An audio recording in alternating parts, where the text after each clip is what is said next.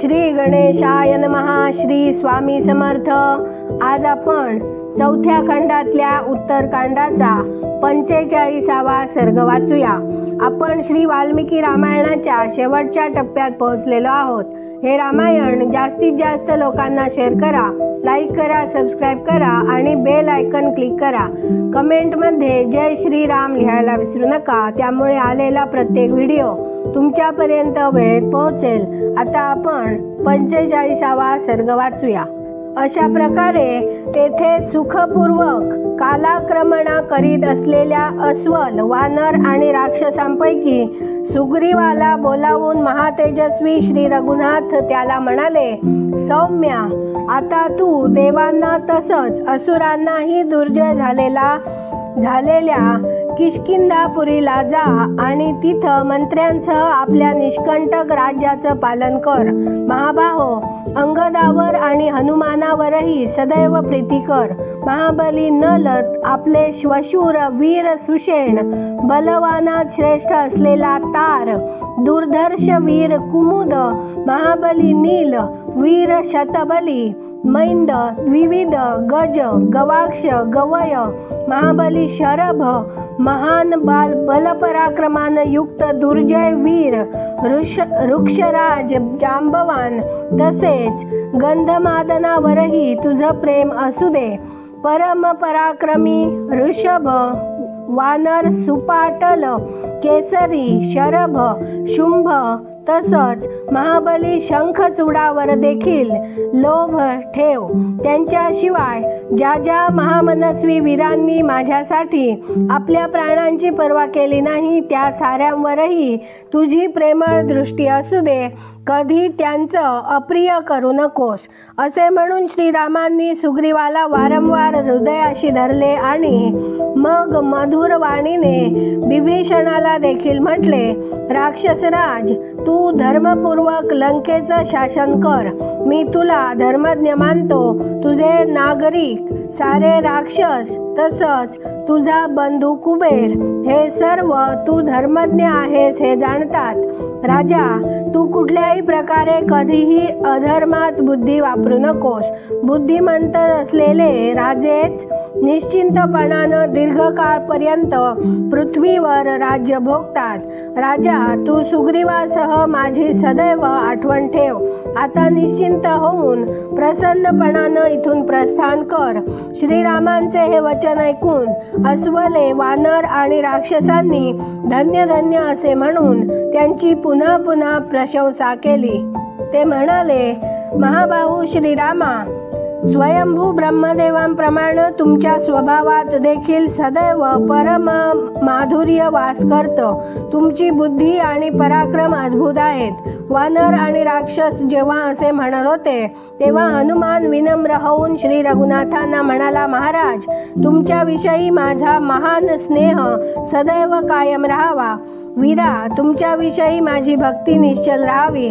तुमच्याशिवाय इतर कुठलंही मला आंतरिक अनुराग नसावा. वीर श्रीरामा, या पृथ्वीवर जोपर्यंत रामकथा प्रचलित असेल तोपर्यंत निसंदेहपणानं माझे प्राण या शरीरातच राहावे. रघुनंदन नरश्रेष्ठ श्रीरामा, तुमचं जे हे दिव्य चरित्र आणि कथा आहे ते अप्सरांनी मला गाऊन नित्य ऐकवावं.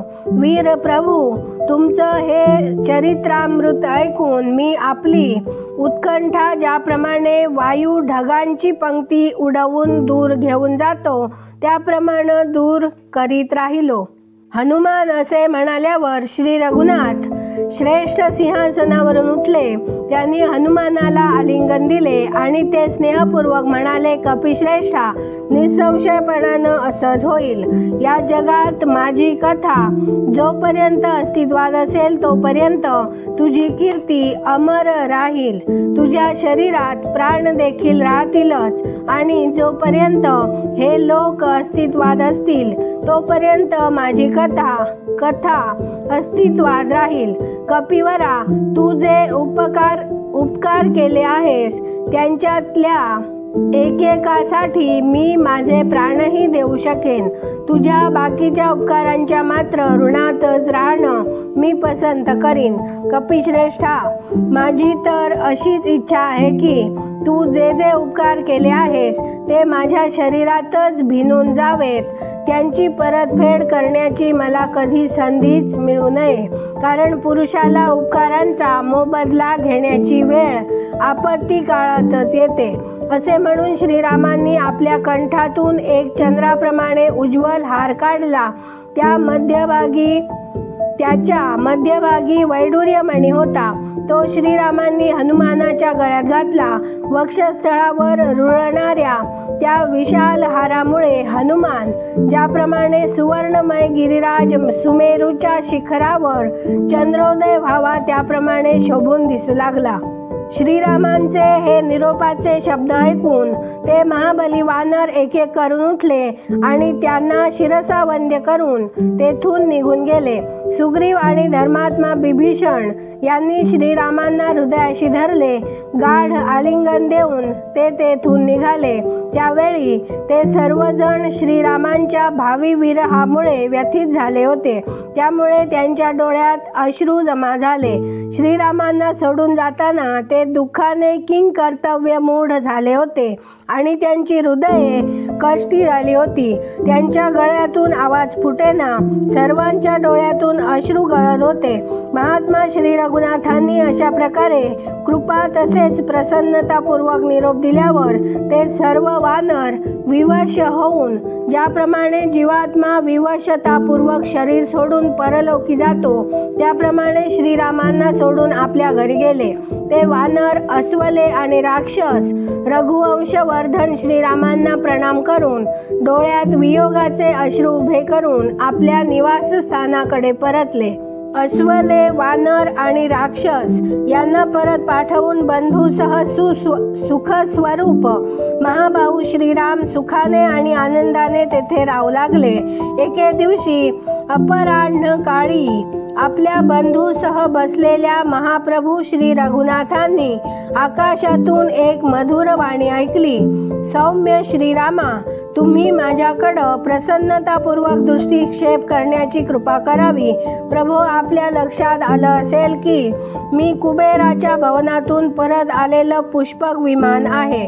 नरश्रेष्ठा, तुमची आज्ञा मानून मी कुबेराच्या सेवेसाठी त्याच्या भवनात गेलो होतो, परंतु तो मला म्हणाला, विमाना, महात्मा महाराज श्रीरामांनी युद्धात दुर्धर्ष राक्षसराज रावणाला मारून तुला जिंकलं आहे. पुत्र, बंधू बांधव तसेच सेवकगणांसह तो दुरात्मा रावण मारला गेल्यामुळं मलाही मोठा आनंद झाला आहे. सौम्य, अशा प्रकारे परमात्मा श्रीरामांनी लंकेत रावणासह तुलाही जिंकलेला आहे. म्हणून मी आज्ञा देतो की तू त्यांच्याच सेवेत राहा. रघुकुलाला आनंदित करणारे श्रीराम सर्व जगाचं आश्रयस्थान आहे. तू त्यांच्या प्रवासाच्या कामी यावंस ही माझी सर्वात मोठी कामना आहे. म्हणून तू निश्चिंत होऊन जा. अशा प्रकारे मी महात्मा कुबेराच्या आज्ञेनं तुमच्याकडं आलो आहे. म्हणून तुम्ही निसंशय होऊन माझा स्वीकार करावा. मी सर्व प्राण्यांना अजेय आहे आणि कुबेराच्या आज्ञेनुसार मी तुमच्या आदेशाचं पालन करीत स्वभावाप्रमाणे समस्त लोकात संचार करीन. पुष्पक असे म्हणाल्यावर श्रीरामांनी त्या विमानाचे पुनरागमन पाहून त्याला म्हटले, विमानराज पुष्पका, जर असं असेल तर मी तुझं स्वागत करतो. कुबेर अनुकूल असेल तर मला मर्यादा भंगाचा दोष लागणार नाही. असे म्हणून महाबाहू श्रीरामांनी लाह्या, फुले, धूप आणि चंदन इत्यादींनी पुष्पकाचे पूजन केले आणि ते म्हणाले, आता तू जा. जेव्हा मी स्मरण करीन तेव्हा पुन्हा ये. आकाशात राहा आणि स्वतःला माझ्या वियोगानं दुःखी होऊ देऊ नकोस. स्वेच्छेनं सर्व दिशांना संचार करताना तुझी कुणीही टक्कर होऊ नये, तुझी गती अविरोध राहावी. तेव्हा पुष्पकाने एवम अस्तु असे म्हणून त्यांची आज्ञा शिरोधार्य मानली. अशा प्रकारे श्रीरामांनी त्याचे पूजन करून जेव्हा त्याला जाण्याची आज्ञा दिली तेव्हा ते पुष्पक तेथून आपल्या अभिष्ट दिशेला निघून गेले. अशा प्रकारे पुण्यमय पुष्पक विमान अदृश्य झाल्यावर भरत हात जोडून श्रीरामांना म्हणाला, वीरवरा, तुम्ही देवस्वरूप आहात, म्हणून तुमच्या शासन कालात मनुष्येतर प्राणी देखील वारंवार माणसांप्रमाणे संभाषण करताना दिसतात. राघवा, तुम्ही राज्यावर अभिषिक्त झालात त्याला 1 महिन्याहून अधिक काळ लोटला तेव्हापासून सर्व लोक निरोगी दिसतात. वृद्ध प्राण्यांच्या जवळही मृत्यू फिरकत नाही. स्त्रिया विनाकष्ट प्रसूत होतात. सर्व माणसांची शरीरं धष्टपुष्ट दिसतात. राजन, पुरवासींमध्ये मोठा आनंद पसरला आहे. मेघ अमृताप्रमाणे जल वर्षवीत वेळेवर पाऊस पाडतात. वायू असा वाहतो की त्याचा स्पर्श शीतल आणि सुखद वाटतो. राजन, नागरिक आणि जनपदवासी या नगरात म्हणतात की आमच्यासाठी चिरकालपर्यंत असेच प्रभावशाली राजे लाभावेत. भरताने उच्चारलेली ती मधुर वचने ऐकून नृपश्रेष्ठ श्रीरामचंद्र मोठे प्रसन्न झाले. ते 45वा सर्ग संपला. उद्या आपण 46वा सर्ग वाचूया. धन्यवाद. जय जय श्रीराम.